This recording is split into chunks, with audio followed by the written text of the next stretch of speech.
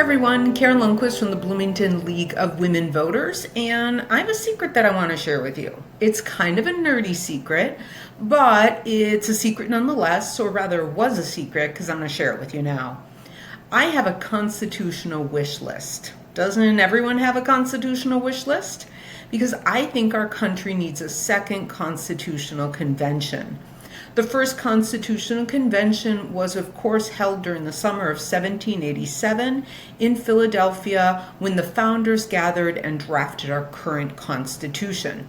This was after the first failed attempt at a constitution, the Articles of Confederation. And that's considered to be our country's first founding.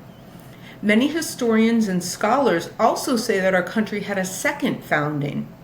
And that was with the ratification of the three post-Civil War constitutional amendments, the 13th, the 14th, and the 15th. The 13th Amendment, which banned slavery or involuntary servitude except in prison. The 14th Amendment, which, among other things, guarantees equal protection under the law and due process. And then the 15th, which prohibits the denial of the right to vote based on race. And then many scholars and historians also say that our country had a third founding, and that was during the Civil Rights era in the 1960s with the passage of three monumental landmark pieces of civil rights legislation: the Civil Rights Act of 1964, the Voting Rights Act of 1965, and the Fair Housing Act of 1968. But regardless of whether our country has had two foundings or three foundings, and whether this would be our third or our fourth, we need a second constitutional convention.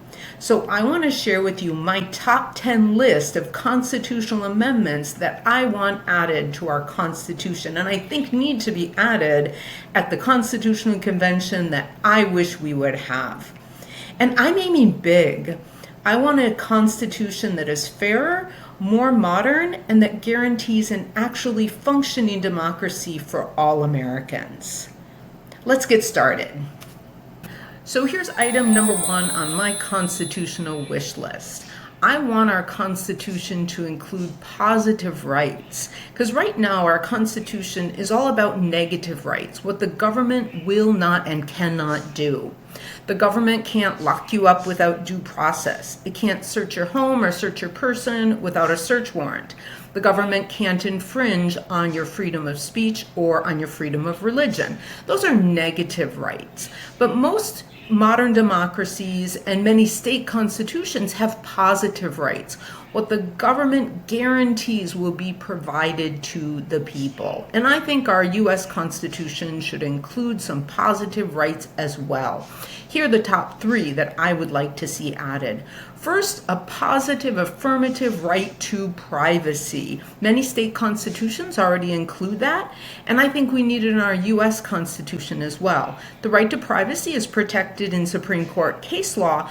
I think it needs to be enshrined in the Constitution.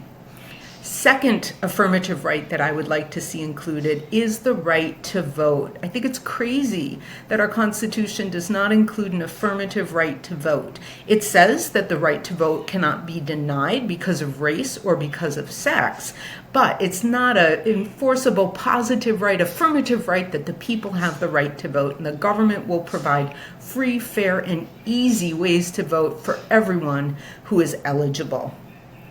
And then 3, I think we need an affirmative, positive right to education. Every American child from pre-K to 12 should have an enforceable right to a quality education, and the Constitution needs to provide that. So that's my first item on my constitutional wish list. The next item on my constitutional wish list is the ERA, or the Equal Rights Amendment. It's 2025, and we still do not have a constitutional amendment that says that equal protection under the laws will not be denied because of sex. And it's time that we added it. 38 states have already ratified the constitutional amendment, and now Congress needs to do its job and finish it and make it part of the Constitution. The ERA needs to be added as the 28th Amendment. So the third item on my constitutional wish list is term limits for Supreme Court justices. Right now, Supreme Court justices have a lifetime appointment to the Supreme Court. I think that's outdated or just not right, considering what the average lifespan is now. When the Constitution was drafted in 1787, the average lifespan of a white male was 36 years old. Ruth Bader Ginsburg was 89 years old when she died in 2016. I don't think anyone should serve on the court when they're 89 years old. Likewise, I don't think that anyone should serve on the court for 34 years, which is how long Clarence Thomas has been serving on the Supreme Court. He was appointed in 1991 by George H.W. Bush. We should do 18-year terms for a Supreme Court justice, and that would give new appointments every 2 years and guarantee that all presidents would have the possibility to nominate a Supreme Court justice, or two Supreme Court justices at least. This would remove the extreme partisanship and the politicization that has taken over the appointment process of Supreme Court justices. This would also make the court less political and more accountable as well. The next item on my constitutional wish list is making the Senate more democratic. And I think the Senate representation should be based on population, just like in the House of Representatives. Because as it is right now, every state, regardless of the population, gets 2 senators.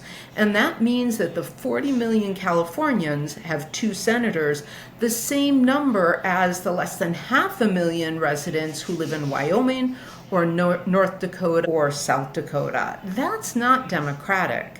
The senators in the Senate should represent people, not land.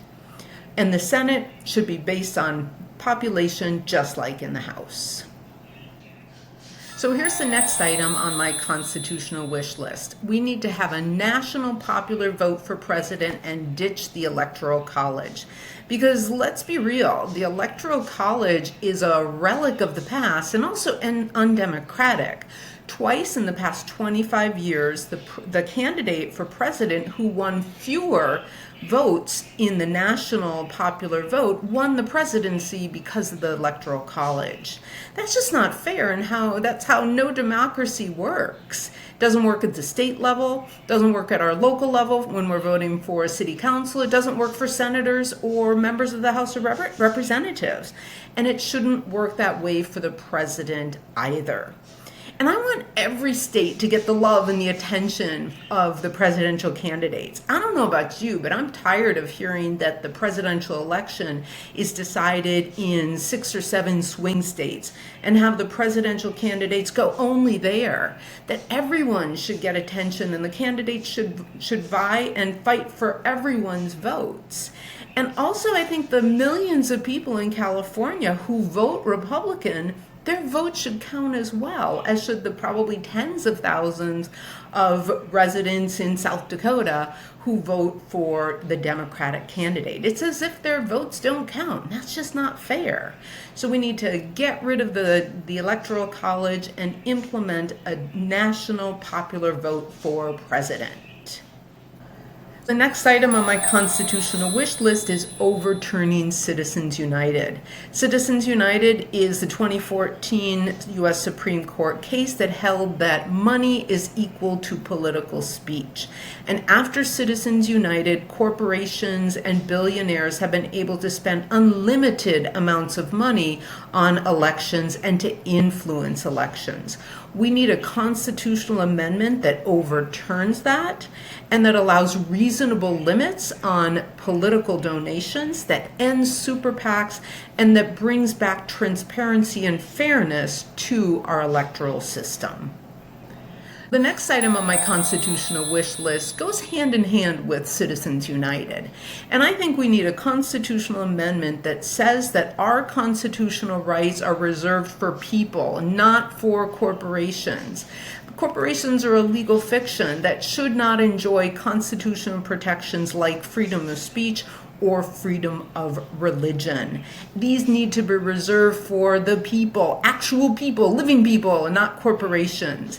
And limiting rights like freedom of speech and freedom of religion would eliminate some of the problems of corporate money in politics and also just end this whole nonsense that corporations are people. The next item on my constitutional wish list, since we're talking about constitutional amendments, is making it easier to amend the Constitution. Because of all of the constitutions in the world, including constitutions that have used the U.S. Constitution as a model, ours is the most difficult to amend. And in fact, we've only amended it 27 times in our entire history, and really only 17 times, because the first 10 amendments, the Bill of Rights, were added all at once. And this isn't a sign of stability, as I used to think. It's really a sign of fossilization of a document that can't adapt and change with the changing of society and the changing of the needs of the country.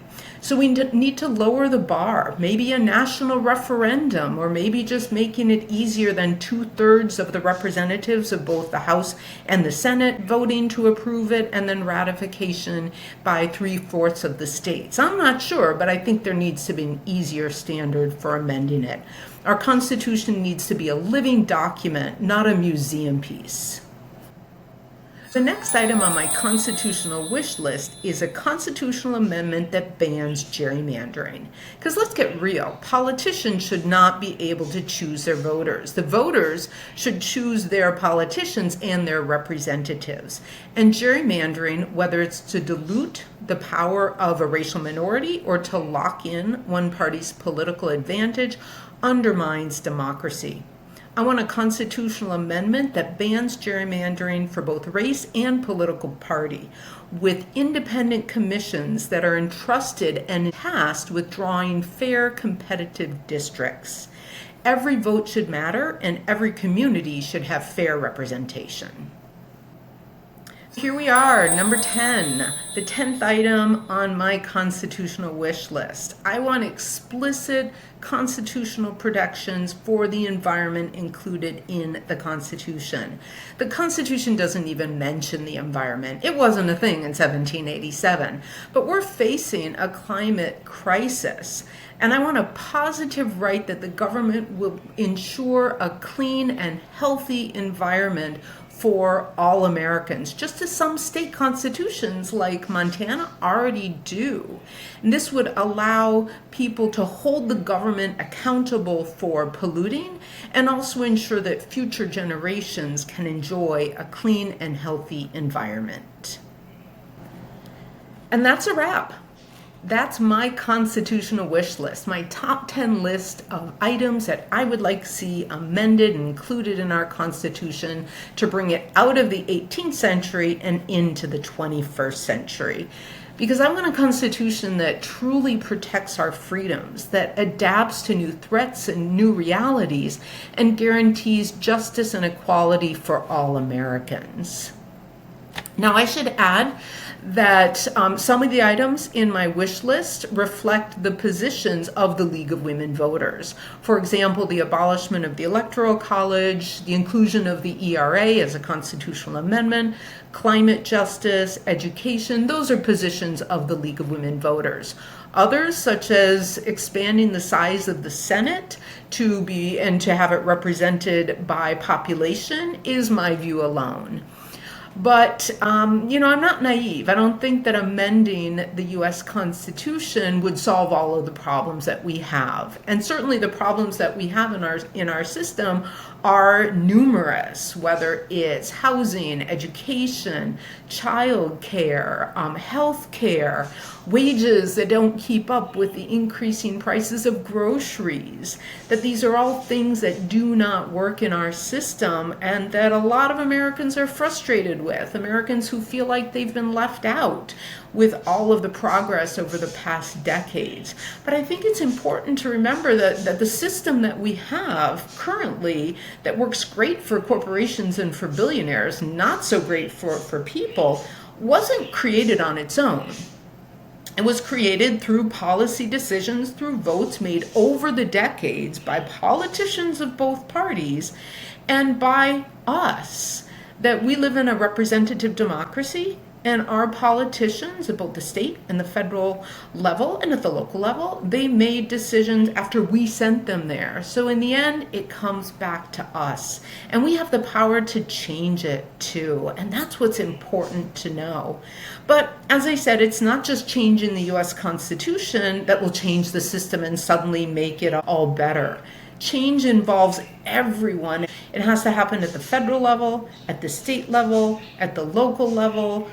Nonprofits and charities need to play a role, and we, the people, need to play a role as well. And we play a crucial, important role.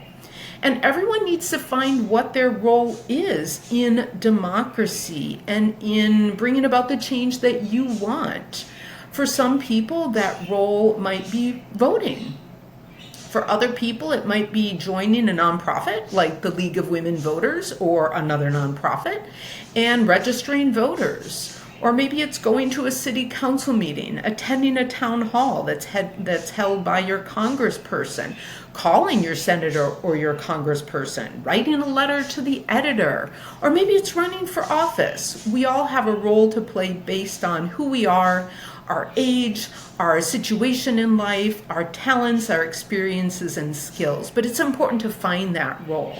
And we all also have duties. We owe duties to ourselves, to our fellow citizens, and we owe duties to our country. And those duties are to be informed about the issues, to be informed about the candidates, and then to vote. So I want to know, what would you put on your constitutional wish list? Do you have a constitutional wish list? Do you think we need another constitutional convention? Put your comments in the caption and in the comments on Facebook and on Instagram and let me know.